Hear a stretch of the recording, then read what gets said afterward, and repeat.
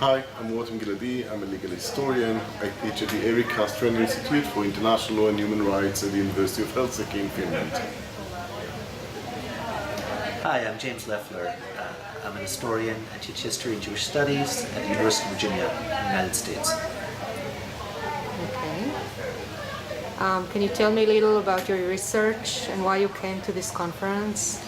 Yes, actually for a number of years now, Jim and I have been discussing this theme about Raphael Lemkin, the father of the Genocide Convention.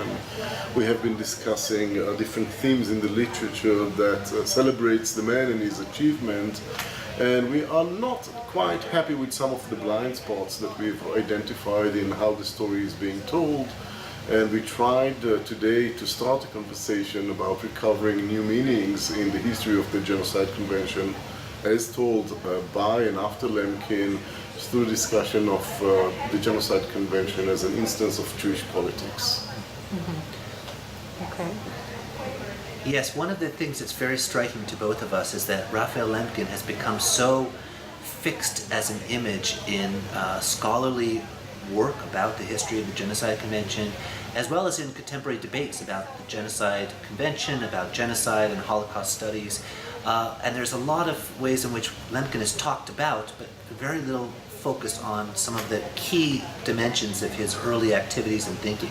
So from different angles, from a more Jewish history angle and from a more legal history angle, we wanted to sort of come together and have a conversation based on our respective research about who he was, really, and the many decades of his life that are missing, that allow us also to begin to think about what his meaning is for today, for conferences like this that bring together a really diverse group of scholars from around the world to think about genocides, past and contemporary ethical and legal issues. Okay. Anything else? Yes, like I said, this has been an ongoing conversation, and we hope, we are certain that it will continue as a result of presenting these themes in this conference. I will talk about a little bit my work. I published an article not so long ago about how the State of Israel approached the question of the Genocide Convention in the late 1940s and the beginning of the 1950s. And all my materials have been based on documents I found in the Israel State Archives, and none of what I found is anyhow represented in any literature, legal, diplomatic histories.